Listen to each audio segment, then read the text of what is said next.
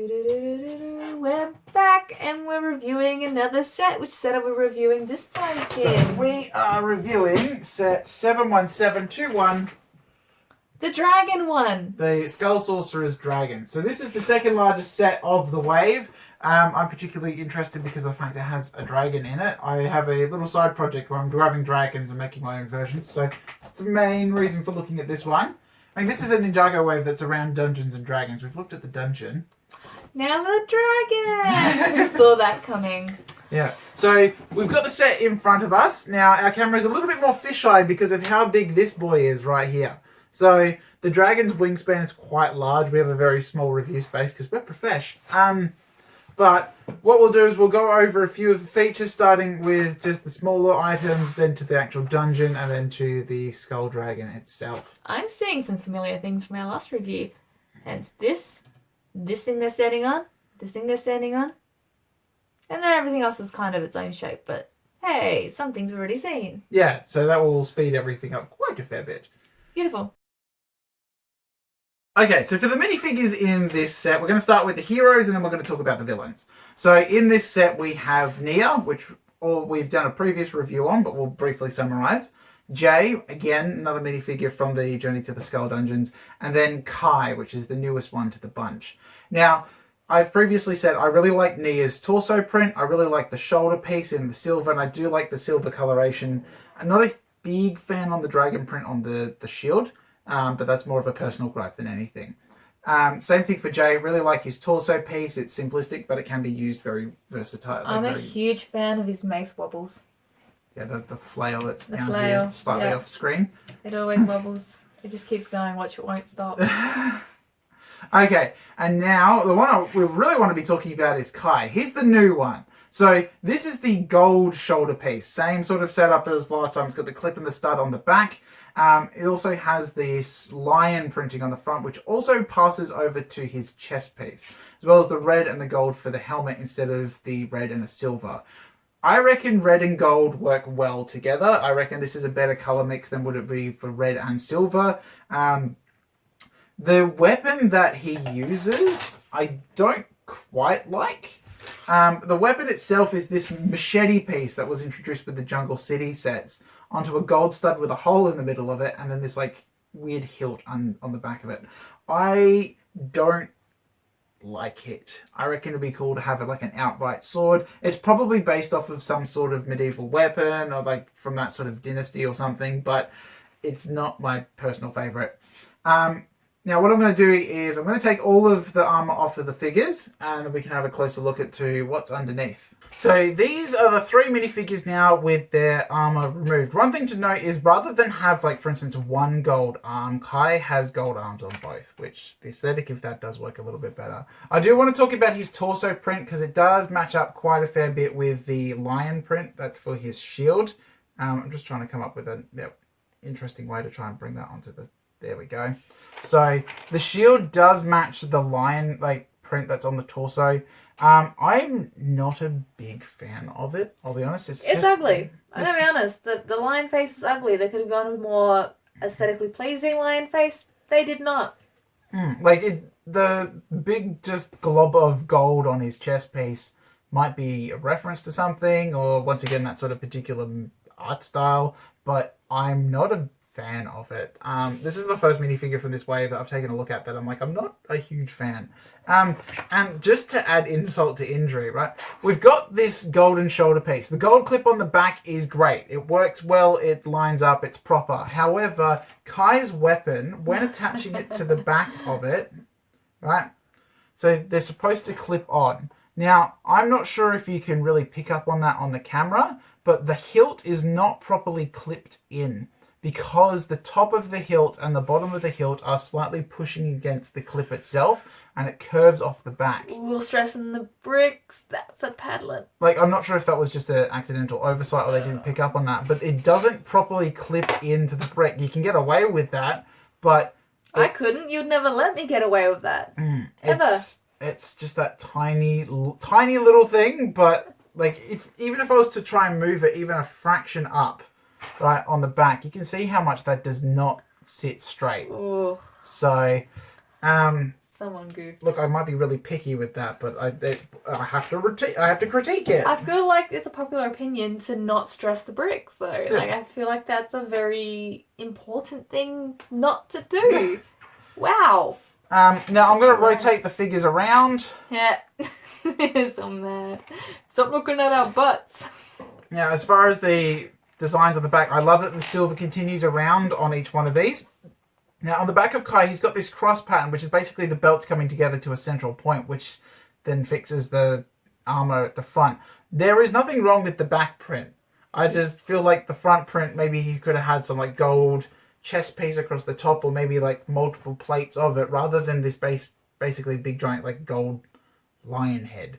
Like that gold lion head would make sense for gladiators, I guess, if there were maybe at a stretch, but yeah, unfortunately, I have to critique this and say that Kai is not the greatest figure. Yeah. I kind of want to see some of this fur coming out from underneath the lion plate, at least, to make it kind of cool and not ugly. Yeah, but it just needs a little bit more texture to it, because if we spin this right back around to the front again, it's like you've got this little tiny red sash that's continuing onto the pants underneath, but just the big plate of just that gold dragon head.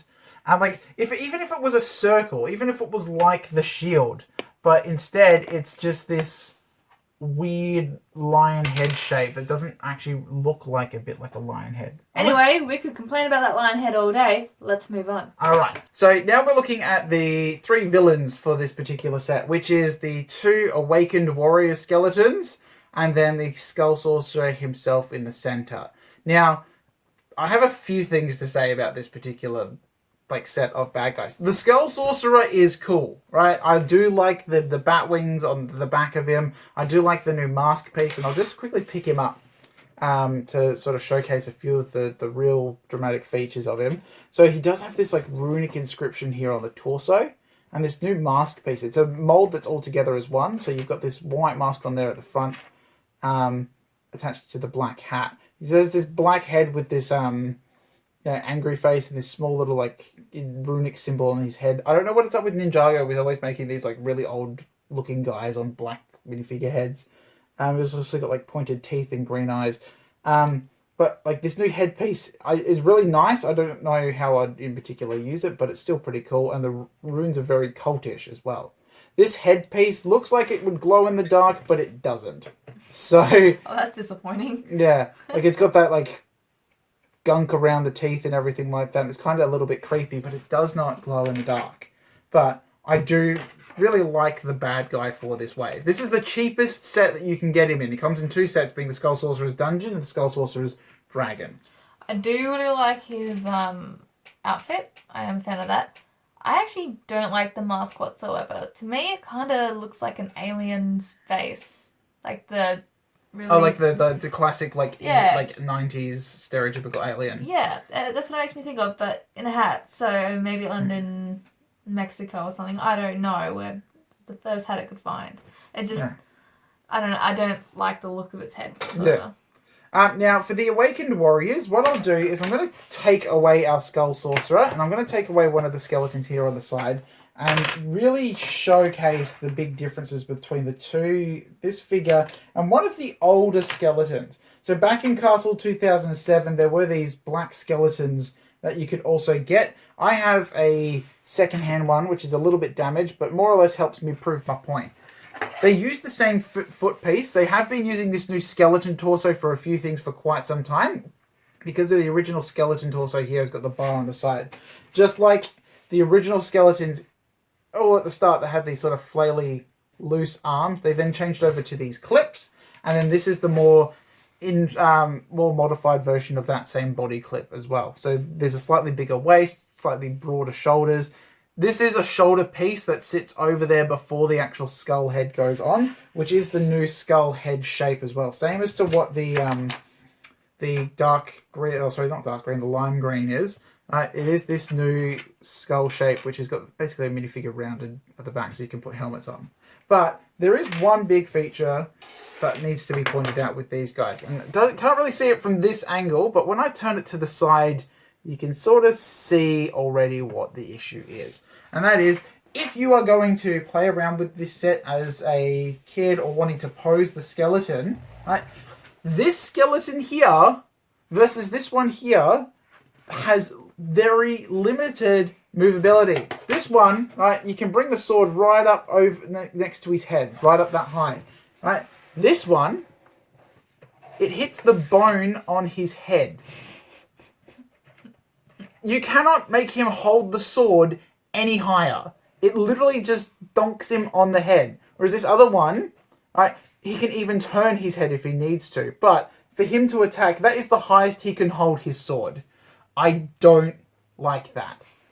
Maybe it could have been a better choice of a weapon, maybe like an axe, because no one holds a sword basically at their hip and swings it forward. I don't know how to fix that problem, but I think it might have been a little bit of an oversight. Maybe they needed to use this classic black, like, droid arm on there instead of this small curved one. But I think that's a big playability oversight. The Awakened Warriors look cool. They're perfect for D&D. But I just don't know how I'm going to weaponize them because they keep hitting their own helmet. I can't believe they've got stressed bricks and they completely blocked off an arm movement because of the silly bone in the head. Maybe just have to change the weapon. Maybe that's how you can get around Yeah, it. it'd have to be a change of weapon, but that's... It's kind of funny. It's funny. Alright, so one of the first builds from this set is the little loot box. Now, if you looked at our previous review, came in the Journey to the Skull Dungeons. This is basically just a little hit point tracker marker with a loot box on the side. Now, one of our little gripes was for one of the sets that had 3 heroes. It only ever had 1 loot box, but this is now a set that has 3 heroes, but 2 loot boxes. So 2 people can actually play the game now. But otherwise, it's just a simple health tracking system. Knock down the hearts as you get hurt. Otherwise, pretty straightforward. Just like the Skull Dungeons, Journey to the Skull Dungeons set, the game mechanic for this particular board game is this spinning dice, which is 6 sides, 3 numerically 1 through to 3 with a heart and skull pattern. Now, we already looked at this dice in the review of the other set, so if you want to know our thoughts on that, maybe have a look at that one so we can cover more in this video. That's exactly it. Time saving. Yay. So this is the main bulk of the build outside of the Skull Dragon for this set. So we have the game board being 1, 2, and then eventually this third piece, which is onto a rotating platform. We have 2 more player platforms towards the back and 3 more on the side. There's freaking translucent lava again. This bothers me so much. No. Now, one interesting thing to note is this new skull headpiece. They have had it in Ninjago lines before where they had red eyes, but this is a bit of an upgrade from your traditional skeleton head. So different shape, but I very much like it between those. Now, if we remove all of the figures from the actual game board itself, we can have a little bit more of a proper look as to what this set actually comes with. So, just like the Journey to the Skull Dungeons, this is a sticker, this is a sticker, this is a sticker, this is a sticker, and these 2 tiles over here. This still not a sticker either. No, it's not a sticker, it's a You're molded welcome. piece. So, one thing to note with these game tiles is that they have the green arrows like the other set does. It has a skull for a particular trap, but it also has this swirling piece here, which is supposed to be activating some sort of event. So, for instance, this middle section here is designed. They can rotate and take the players on one of 3 different platform directions. And then we also have a trap towards this side over here. So what I'll do is I'm just going to detach, that's the word, this particular one on the side. Detach. That. So this is a small heart tile. For the actual purposes of the game, it's supposed to be so you can recover health. And it has, once again, this blue crystal, which was in one of the other sets as well. I'm not sure if it's decorative or it's supposed to mean something. The skull doesn't actually represent to any sort of actual trap, unless these are supposed to be a trap of some kind. But otherwise, it doesn't really do all that much. So that's piece 1. Whoops. But this is the more complicated part of the dungeon build. So attaching on with these bar clips again, so you, just like some of the previous other sets and all these points that have these little clips on there, you can sort of customize the dungeon to how you see fit. Black spider on the side. Whoops. But it's this part here that has this little game mechanic. So this is just simply a 2x8, which underneath here is just enough that with the tiniest bit of pressure applied onto the end here, it's enough to bring up the panel underneath the statue, and the statue tips forward. So if players are coming along and they land on that point, bang, that's it. Fun. Now there is a little bar clip on the back here as well, so if somebody were to, for instance, customize the dungeon, depending on how you want to play it by the rules, you could have it so that when the trap's activated, she's actually a game tile piece, and you can continue playing the actual game. But it is this more or less small little defense between the general game board and the sword up the back, which is on this sort of floating lava platform up here.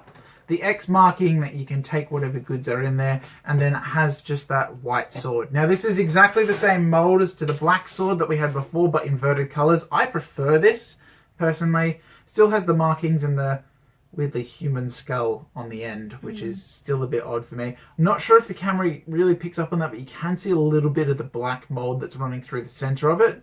Not a real big gripe. It's white and black. What else can you really do? But I do like this color version of the actual sword, and it just sort of just sits in between the studs in this little clip here. So it weirdly has this little point where it locks in, but it's not actually like physically held down to anything, but it holds in place surprisingly well.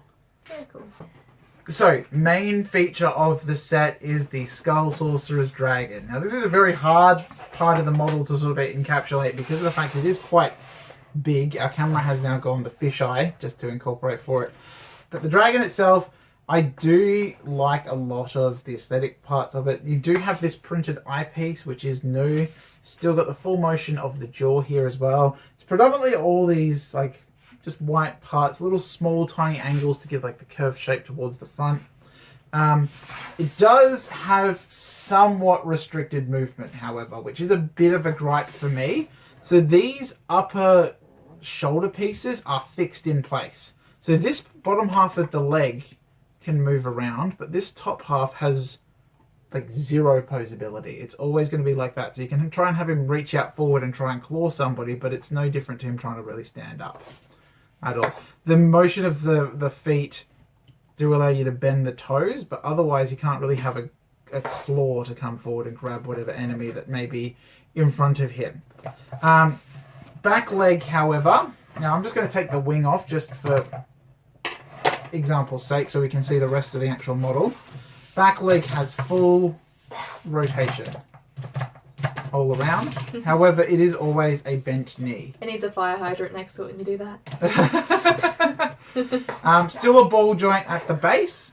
The tail is like most of the other Lego dragon tails. It's just these loose hinge points. But because of the shape of the dragon, it's always swinging to the front. It's got a tail whip action instead of like a kung fu arm. Yeah. Right? And just a tiny little ball joint part there on the end as well. But it's always that part to the front. Now, there is these new pieces that are just here. Once again, I'm just going to take the wing off. Oops. Where we've got these almost like triple like plate layers of this grey part on the front. Now, that's probably something also to note. The top of the dragon is dark grey. And the bottom half is all white. So I'm not sure if this is some sort of armor plating. See, I wanted to comment on that. I really appreciate the fact that they've made this all armor because it blends in with the ball joint action going on in here. So it almost hides the joins and all that. Because usually those are very exposed in builds and look a little bit funny. But they've actually incorporated it to make it part of the model. And I appreciate that effort. Yeah, that's actually a pretty good point. Yeah, for me, it's like it's a good way to try and save money on trying to get the parts in white. I'm not sure if these parts do exist ultimately in white. I would like to see a skull dragon made out of pure white, but it still works really well for the... Honestly, I wouldn't mind a mix of red and dark red because bone and flesh. That's probably a bit dark. It's a little bit gruesome, but I think it would look pretty sick. Right.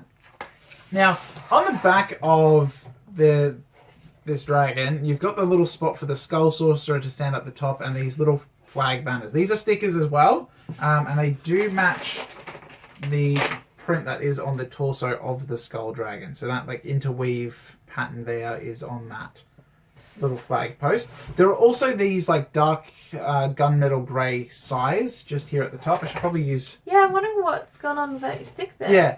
So you've got these little dark grey sides up the top here. They don't really do anything, but sometimes when you're trying to pick up the dragon but as the whole piece, they get knocked off and they fall off quite easily.